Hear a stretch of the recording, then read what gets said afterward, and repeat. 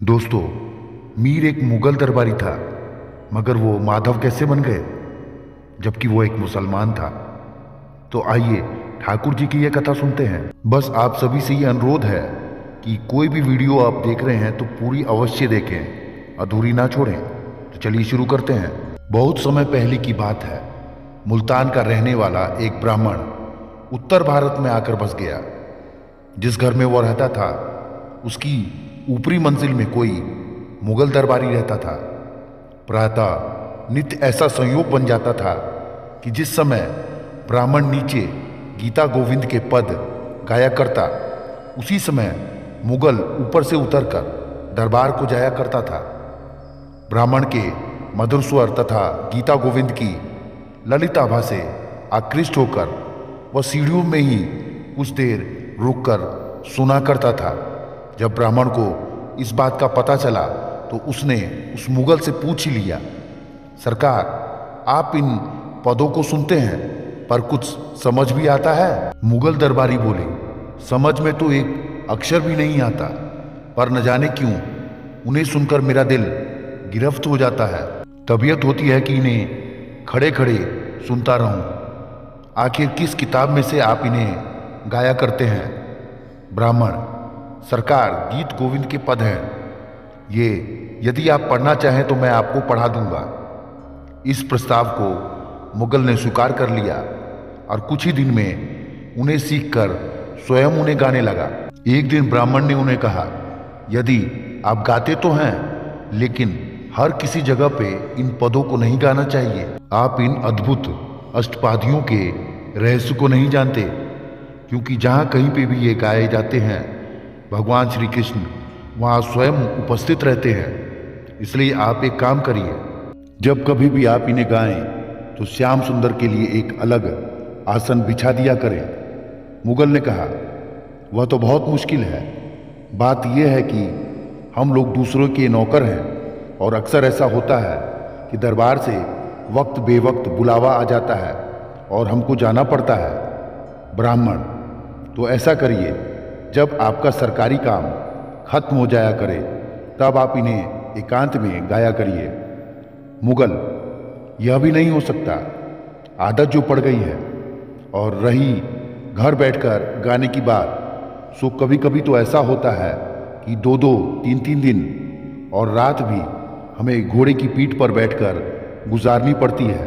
ब्राह्मण, अच्छा, तो फिर ऐसा किया जा सकता है कि घोड़े की जीन के आगे एक बिछौना श्याम सुंदर के विराजने के लिए बिछा लिया करें और यह भावना मन में रख लें कि आपके पद सुनने के लिए श्याम सुंदर जी वहां आकर बैठे हुए हैं। मुगल ने स्वीकार कर यही नियम बना लिया और घर पर न रहने की हालत में घोड़े पर चलता हुआ भी गीत गोविंद के पद गुनगुनाया करता।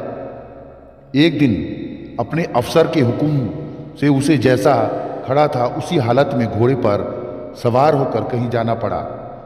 वह घोड़े की जीन के आगे बिछाने के लिए बिछौना भी साथ नहीं ले जा सका। रास्ते में चलते चलते वह आदत के अनुसार पदों का गायन करने लगा। गायन करते करते अचानक उसे लगा कि घोड़े के पीछे घुंघरू की झनकार की आवाज आ रही है। पहले तो वो समझा कि वहम हुआ है, लेकिन जब उस झनकार में लय का आभास हुआ तो घोड़ा रोक लिया और उतर कर देखने लगा। तत्क्षण श्याम सुंदर ने प्रकट होकर पूछा, सरदार, आप घोड़े से क्यों उतर पड़े और आपने इतना सुंदर गायन बीच में ही क्यों बंद कर दिया? मुगल तो हक्का बक्का होकर सामने खड़ा देखता ही रह गया।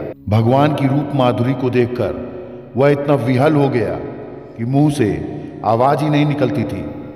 आखिर बोला, आप संसार के मालिक होकर भी मुझ मुगल के पीछे पीछे, घोड़े के पीछे क्यों भाग रहे थे? भगवान ने मुस्कुराते हुए कहा, भाग नहीं रहा था, मैं तो आपके पीछे पीछे नाचता हुआ आ रहा। क्या तुम जानते नहीं हो कि जिन पदों को तुम गा रहे थे वह कोई साधारण काव्य नहीं है? तुम आज मेरे लिए घोड़े पे गद्दी बिछाना भूल गए तो क्या मैं भी नाचना भूल जाऊं क्या? मुगल को अब मालूम हुआ कि मुझसे अब कितना बड़ा भारी अपराध हो गया है। यह सब इसलिए हुआ कि वह पराधीन था। दूसरे दिन प्रातः ही उसने नौकरी से त्यागपत्र दे दिया और वैराग्य लेकर श्याम सुंदर के भजन में लग गया। सही है, एक बार उस महाप्रभु की रूप माधुरी को देख लेने के बाद संसार में और क्या शेष रह जाता है। यही मुगल भक्त बाद में प्रभु कृपा से मीर माधव के नाम से विख्यात हुए। तो दोस्तों, मीर माधव की यह अद्भुत कथा आपको कैसी लगी?